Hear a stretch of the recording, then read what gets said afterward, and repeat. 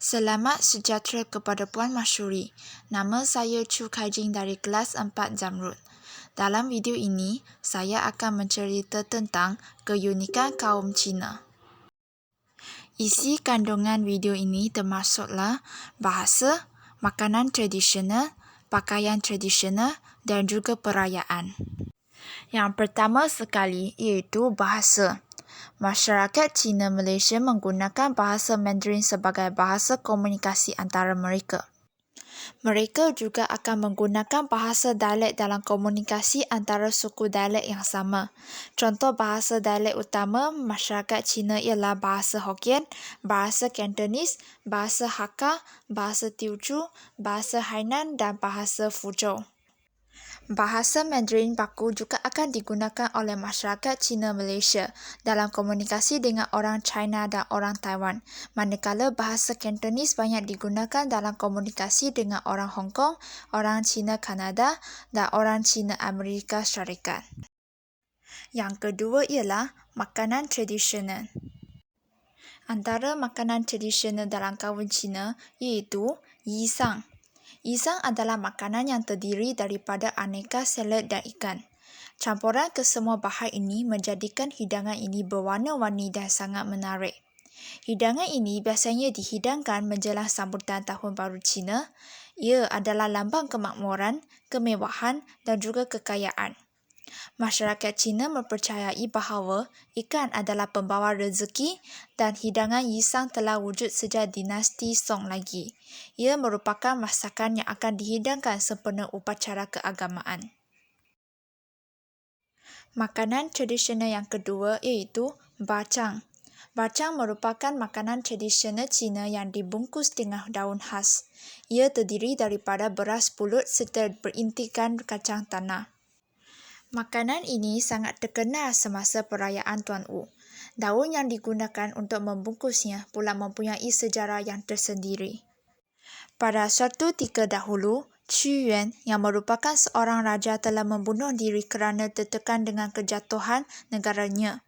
Malah, beliau telah dibuang daerah pada ketika itu. Qu Yuan telah bertindak terjun ke dalam sungai Miluo dan mayatnya tidak dapat ditemui. Rakyat yang begitu sedih dengan peristiwa tersebut telah melemparkan bacang ke dalam sungai tersebut supaya ikan serta haiwan di dalam sungai tersebut tidak mengganggu mayatnya. Sejak dari itu, bacang telah menjadi simbol bagi memperingati peristiwa yang telah berlaku ini. Yang ketiganya ialah dimsum. Dimsum bersaiz kecil dan comel sahaja bentuknya. Ia enak dimakan menjelang sarapan pagi, tengah hari maupun minum petang. Malah boleh dimakan pada bila-bila masa juga. Dimsum diperbuat daripada tepung gandum, tepung jagung yang dicampurkan bersama isi udang, daging, ayam serta sayuran. Suatu ketika dahulu, makanan tradisional Cina ini sering dihidangkan di rumah-rumah teh oleh pemilik rumah teh, memandangkan ramai petani akan singgah minum teh terlebih dahulu.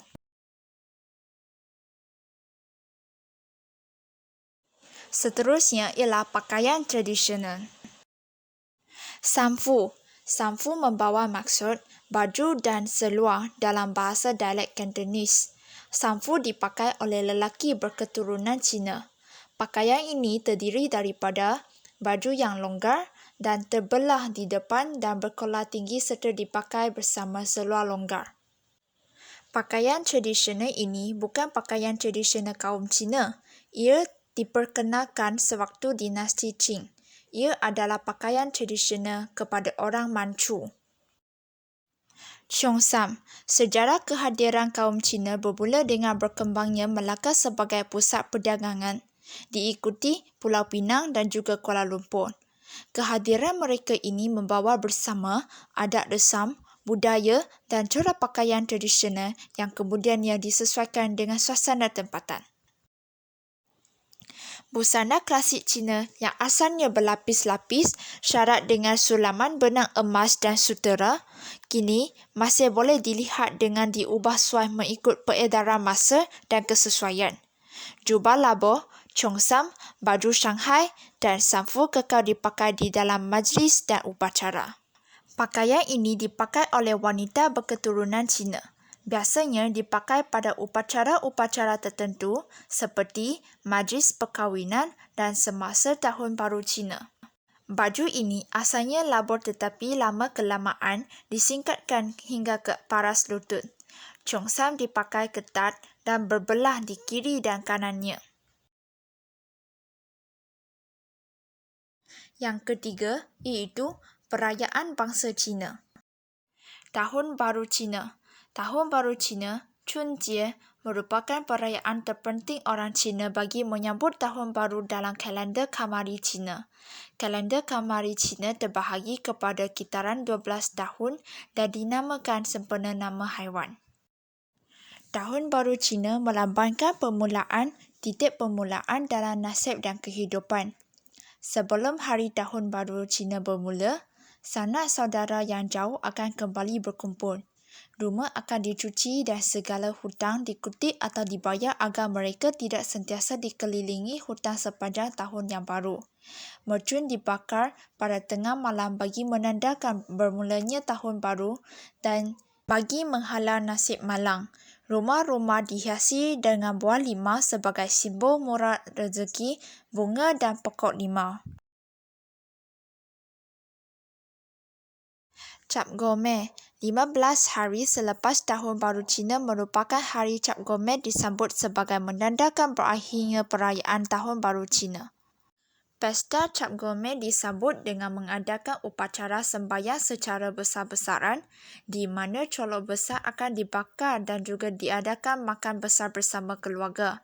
Bunga api dibakar dan talong dinyalakan bagi meraihkan Cap Gome.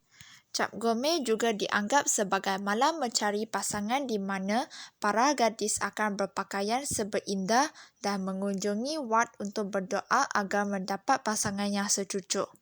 Terdapat juga amalan melontar buah limau ke dalam laut atau sungai dengan doa untuk mendapat pasangan.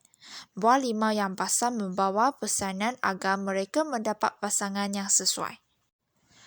Persembahan kebudayaan Cina akan diadakan pada waktu malam bagi menandakan perayaan Cap Gome seperti perarakan tanglong, tarian naga atau singa dan juga opera Cina. Sekian, terima kasih.